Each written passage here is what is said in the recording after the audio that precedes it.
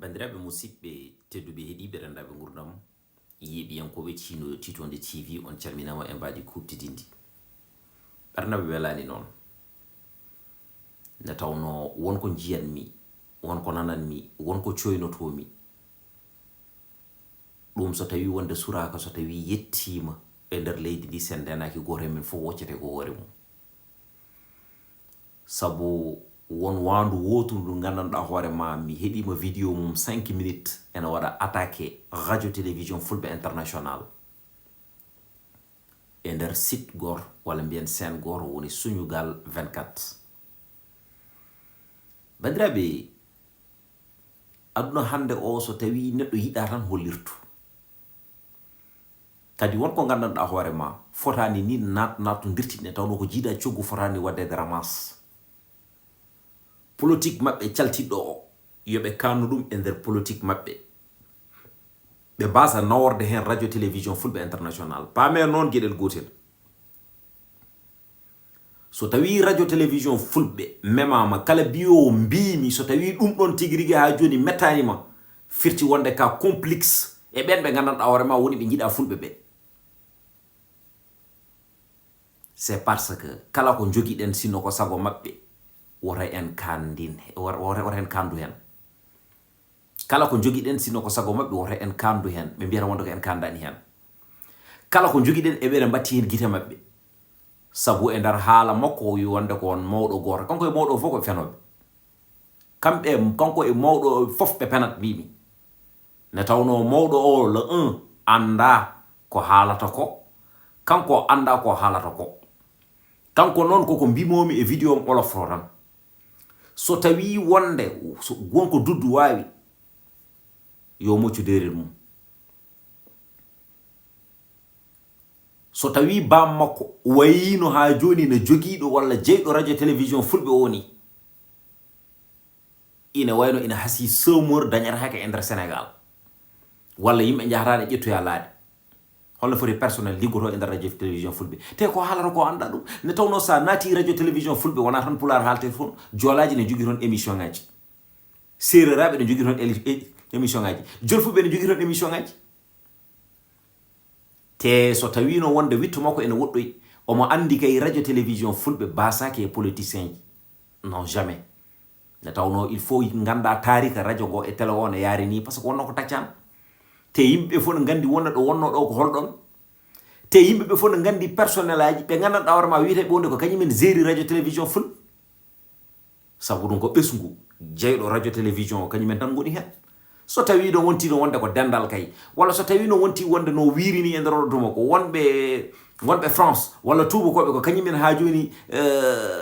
mbaɗi ɗum financé eɗen gandi kay wonani wayni wayata ay ko heddi ko noon en mbawa wonde e nder rendo men ene waɗe attaqué ñande fof tigui rigui ha joni ke en woyoɓe te eɗen poti wawde ƴettude jawɗele men mbaɗen participer e nder radio télévision fulɓe e nder oɗon tuma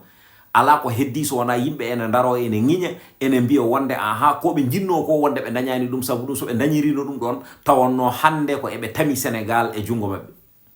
kaɗo haala neɗɗo ne haala ɗum e nder leydi ɗaccire noon ene yara koyɗe mum il faut pas mon wonde situji ɗi goni koye haɓade en laamu ngu woni koye haɓade en kono ɓen ɓe gandanɗa hoorema ko sukkuji maɓɓe ɗi rewoɓe ɓe jamma e ñalawma subaka e kikiɗe ɓe kala ko gandanɗa hoorema koɓe donki haalde walla ɓe mbawa yaltuno kunu maɓɓe ko ɓen ɓe nelata wadde noon ñande ñalawma ƴakkuru luɓal ñiiƴe ala il faut qu'on se dit la vérité ñawdata ka ɗo haalata noon ko porté e plainte o nande e nder gaƴƴilal ngal plainte o noon woto hay goto fat hen radio télévision fulɓe ne tawno hande kala neɗɗo biyowo mbimi e nder oɗon tuma andu wonde ɗemgal ma jungo ma e fodde ma fof ene foti wonde e nder radio télévision fulɓe c'est parce que son jii radio télévision fulɓe ne waɗe attaqué e nder oɗon tuma sabu ɗum kamɓe ɓe gandi wonde ko ɗum tan woni hande ko fulɓe jogui ene ƴeewe ene ndaare ene yeeɓe international ça veut dire que ça dérange enen noon en tooñata kewɗen ko tooñede goyen ha tampen deƴƴen ko ɗum woni haala ka kadi oɗo mawɗo mo wi wonde ko kañum haalanimo ɗeɗo gueɗe ɗe haalanimo ɗe fof ndeɗo fenade nde fenti totimo nde normalement o foti ko noddede o namde wonde holi oɗon mawɗo wasata ni taw ko biyo mbimi ene gasa wonde gueɗal gongal ɗimmal ngal holko saabi parti politique waɗe créé indire nafoore ene dérange ɓe kamɓe enen Benno Bokk Yaakaar dérangeani en te ko pulaar duno ɗum Rewmi dérangeani en Pastef dérangeani en e nder oɗon tuma e parti ji goɗɗi mboɗo wawi limɗo hande fodde ujunere parti e nder leydi ndi inde mum ko oloftota hay goto men dérange nafoore ara mbiya wonde nafoore koko fewja ene waɗa won heɓɓe caggal mumen e nder ɗum ko tubakoɓe ngam ha mbawa heptude sous région o so pari tama tigui rigui Sénégal e junggo mumen ne Gambie jogiri président Pullo ni nde Guinée équatoriale jogiri président Pullo ni ene Mali jogiri président Pullo ni ko ɗum de woni ko haali o rutti noon o wi wonde ne Macky Sall yiɗi iwde e lefol laamu ngo yimɓe ne ngannduno wonde ko Pullo lomtinta so lomtina en Abdoulaye Daouda Diallo tan lomtinta ko Amadou Ba o wi noon ko fulɓe jinno ko wat échec kono ala so ɓe kemino ko ɓe jiɗi ko hande wona kaɗo haala haalate yoto ɗum kaɗo haala neɗɗo ne haala ɗum mbiyan noon wonde woto min kaal hen wona certaine haala wona certaine vidéo ji nannama un peu partout par ce que ene moti yimɓe kaal hen ɗum ɗo fulɓe fof ponno ko rendude mbaɗen point de presse kaalen mbaɗen ɗum dénoncé amma ɗum ala so tawi émission ngaji baɗi hono ni ene mbaɗa journaliste uji wiyeteɓe wonde ko journaliste uji en tawa ngala hay gandal gotal kañumen ko ɓilde leydi e bonnude leydi e yidde buzz ko ɗum tan woni ha joni ko nelata ɗumen hen son ndenaki hormo men fodde men dental men rendo men leñol men ubbe yolo sa haali noon yimɓe mbiya wonde ngel ne wiyani fof haala leñol haala leñol haala leñol fof no jogui asakal mum ko gonga kono yidde hoore mum fawi koye yidde rendo mum fawi koye yidde ɗemgal mum fawi koye tiiɗede ko fini tawi ko minen kala komin dañi ko pula ko ɓuran min sabu yiɗande hoore mum wona e añande bandum kono min gañanani hay goto noon kono noon koɓe mbiyatno Sénégal pays de la teranga o so tawi yimɓe gondi e nder laana ene mbaɗi e nder laana he bagage mum so tawi ene duwowo ko duwaw goto foti duwade yo Allah hokku en laana ka ne jofiri ne tawno laana ka so jofiri tan on kisat bagage uji mon ɗi kisa kono so tawi wonde aɗa wiya wonde yo Allah hokkam jofde yo Allah hokkam jofde ça veut dire que aɗa andi duwono hoore ma kono aɗa andi wonde heddiɓe soɓe jofani a jofata so laana ka yiwi ala fof kedoroɗe hen donc nak c'est très important nganden ɗum ɗon mbattenen hakkillaji men bono yoni tan kay hande so tawi neɗɗo wari ɗo neɗɗo so tawi ƴewama wonde wiyama ko Pullo inde makko momtama haalaɓe cer wire wonde ko fulɓe de mbari kamɓe soɓe mbari noon ko inde e yettode joomum tan ɓe kalata yaware kay ɗi wani ɗon bandiraɓe musidɓe joni noon ala ko heddi so wona wiide wonde aha fulɓe mbaɗi échec ne tawno ko jinno ko keɓaɗi ɗum